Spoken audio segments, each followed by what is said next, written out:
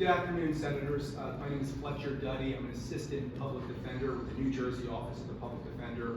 I'm here this afternoon to let you know that the Office of the Public Defender opposes S-2930 substantially for the same reasons articulated by many of those who already spoke today. I don't want to repeat or belabor any of those reasons discussed again by the chorus of speakers here today, before me and likely after me. I would like to briefly make 3 points as it relates to this bill and the issue in general. Point number 1, the New Jersey Public Defender's Office is comprised of over 1,300 employees spread out over 60 offices throughout the state of New Jersey. We are one of the largest public agencies in the state, and like other public agencies, we are subject to OPRA requests. Many of those requests take up significant time and resources within the agency. There was a point where I myself was the OPRA custodian and can speak to that firsthand. These requests often required internal investigations to identify and produce those documents. We even received requests throughout the years that may fairly characterize as oppressive or even harassing. We've had instances, for example, like some of the other examples I heard today, in which the same requester is making multiple requests throughout the week. Yet, despite all of that, we make good on all of those OPRA requests, because the hardship that may come with processing an OPRA request is a small price to pay for government transparency, which is a principle we believe in the Public Defender's Office has always been and should be sacrosanct in the state of New Jersey.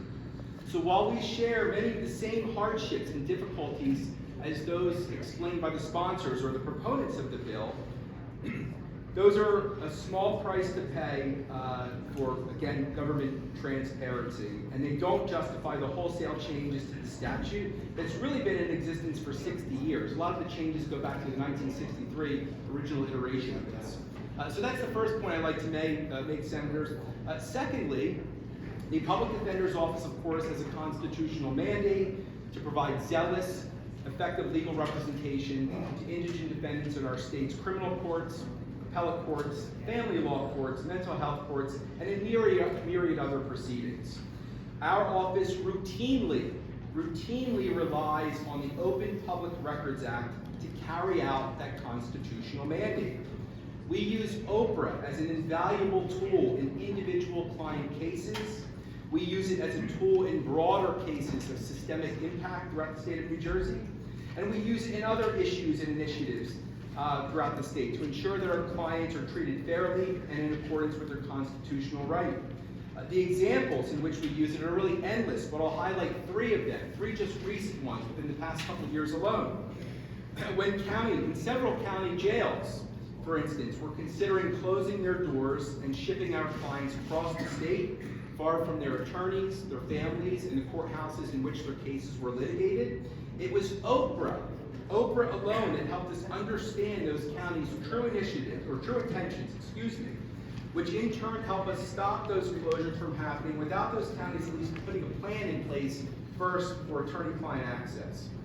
Another example, when we believe that a number of municipalities were not equipping their police officers with body cameras pursuant to state law, it was requests through OPRA and only OPRA that confirmed those suspicions, which then helped bring those municipalities into compliance. When staff attorneys in our family law courts were expressing concern that their juvenile clients, who were not proficient in English and were not receiving bilingual or native language rehabilitative services as a condition of probation, it was OPRA to state agencies that helped us obtain policies from those agencies, helped us understand and rectify those problems. And when the Public Defender's Office believed that multiple county prosecutors were giving preferential treatment to certain groups of people charged with gun offenses, perhaps even based on race, by waiving mandatory minimum terms of imprisonment, it was OPRA requests to the Department of Corrections that assisted us in compiling data to help us rectify the issue. And this is just the tip of the iceberg. Our agency routinely relies on OPRA. There are several aspects of 2930, however, that would significantly impair our office from using OPRA as a tool to address important issues like these. I would say chief among the aspects of 2930 that would prevent this is the section, this is on page 14, subsection G, that essentially permits a denial of an OPRA request if those requests parallel other litigation.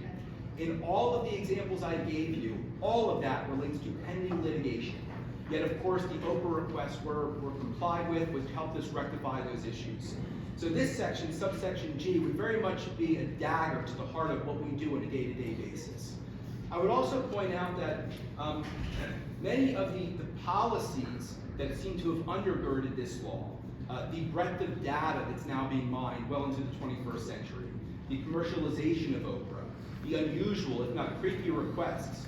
I don't see how preventing OPRA requests that may also bear on pending litigation speaks to any of those underlying policy concerns. There seems to be a disconnect there. Another issue that the agency takes with the current iteration of the statute is the provision that essentially delays the start of the OPRA clock until the custodian has received the request. Another one is the provision that allows the OPRA custodian to deny the request if he or she believes it may be harassing or could lead to harassment. You know, what one's definition of harassment may be completely different from another person's definition of harassment is. So these are just some of the concerns that the agency has, senators, and because of those concerns, we oppose the bill. Third and finally, the third and final comment we have, and this relates to, this is towards the, understood, Mr. Chairperson. This is the final point I'll make. Thank you. So this relates to. I just want to make sure it's getting late in the day. I want to make sure we have a chance. Understood. So the current iteration of the bill envisions a 12-person task force, which is established to recommend changes which ostensibly seem to broaden access to police records. However, we have concerns that the membership is highly skewed toward law enforcement or other government agencies like counties or municipal officials that may have a vested interest in protecting the very records that belong to their agencies. And so we would recommend broadening that membership to include other criminal defense attorneys and public defenders.